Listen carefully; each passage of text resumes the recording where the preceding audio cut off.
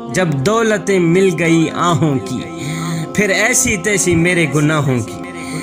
ارے ان گناہوں کی حقیقت ہی کیا ہے؟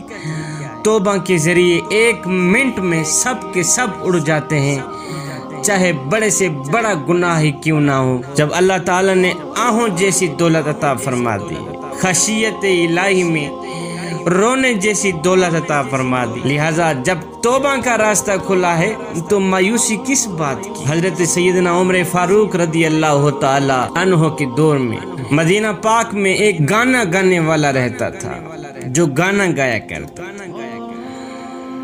جب اس کی عمر 80 سال ہو گئی تو اس کی آواز نے اس کا ساتھ چھوڑ دیا۔ 80 سال گانا گاتا رہا، 80 سال کے بعد اس کی آواز نے اس کا ساتھ چھوڑ دیا۔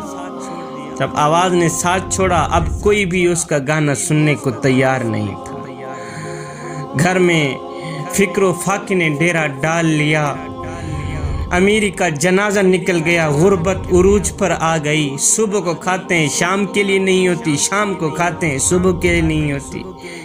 ایک ایک کر کے گھر کا سارا سامان بھی بک گیا۔ آخر تنگ آ کر وہ سنگر، وہ گانا گانے والا، وہ شخص جنت البقیع میں گیا اور بے اختیار اللہ کو پکارنے لگا۔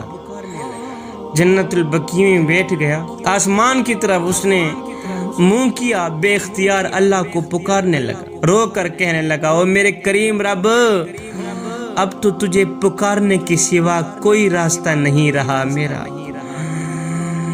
مولا مجھے بھوک ہے، روٹی دے، میرے گھر والے پریشان ہیں، ان کی پریشانی کو دور کر، ان کو بھی رزق دے۔ یا اللہ، تیرا بندہ تیری چوکھٹ پر نہ آئے تو اور کہاں جائے مولا میں گنہگار سے ہی، بدکار سے ہی، خطا کار سے ہی مولا، اگر میں تجھ سے بھی نہ مانگوں، بتا تو صحیح تیرے سوا اور کوئی رب ہے جہاں جا کر میں اپنی فریاد پیش کروں؟ میں تنگ ہوں، تیرے سوا میرا حال سننے والا کوئی نہیں ہے، اور نہ ہی تو تیرے سوا کوئی میرے حال سے واقف ہے۔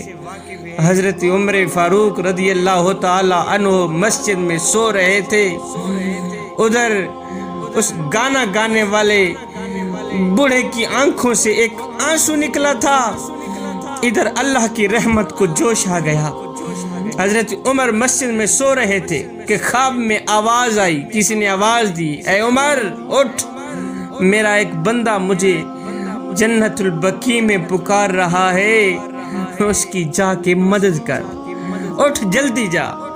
حضرت عمر فاروق رضی اللہ تعالی عنہ نے جب یہ سنا تو ننگے سر، ننگے پاؤں جنت البقیع کی طرف دوڑے۔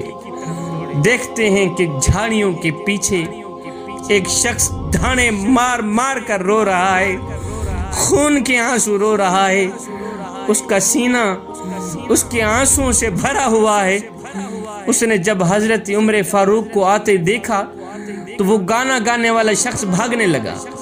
اس نے سمجھا کہ شاید حضرت عمر فاروق کوڑا لے کر آیا ہے، مجھے مارنا چاہتا ہے، کیونکہ میں گنہگار ہوں، بدکار ہوں، سیاہکار ہوں، میں تو پاپی ہوں۔ حضرت عمر نے کہا، رکو میاں، کہاں جا رہے ہو؟ میں تو تمہاری مدد کے لیے آیا ہوں۔ وہ بولا، آپ کو کس نے بھیجا ہے میرے پاس؟ کسی کو تو خبر بھی نہیں ہے میں کہاں بیٹھا۔ حضرت عمر فاروق نے فرمایا، جس سے تو مانگ رہا ہے اسی نے تو مجھے بھیجا ہے تیری مدد کے لیے۔ یہ سننا تھا کہ وہ شخص گھٹنوں کے بل گرا اور دھانے مار مار کر رونے لگا اور کہنے لگا، یا اللہ، ساری زندگی تیری نافرمانی کی ہے، تجھے بھلایا رکھا، یاد بھی نہیں کیا، اگر روٹی کے لیے ایک پل میں تجھے یاد کیا تو تو نے لبیک کہا، اور میری مدد کے لیے اپنے اتنے عظیم بندے کو اس بندہ ناچیز کے پاس بھیج دیا۔ تو کتنا کریم ہے میرا رب، تو کتنا رحیم ہے میرا رب۔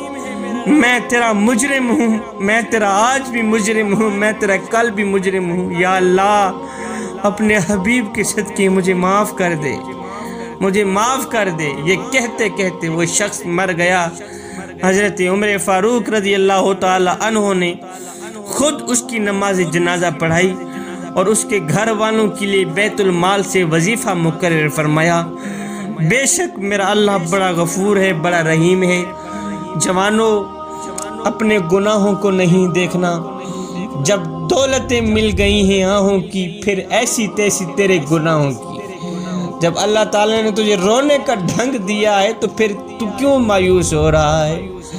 تنہائی میں بیٹھ، اللہ کو یاد کر، اپنی آنکھوں سے ایک آنسو بہا، اور تیری آنکھوں سے نکلا ایک آنسو زمین پہ بعد میں جائے گا، اللہ تیری بخشش پہلے فرما دے گا، تیرے مانگنے سے پہلے ہی عطا کر دے گا میرا اللہ۔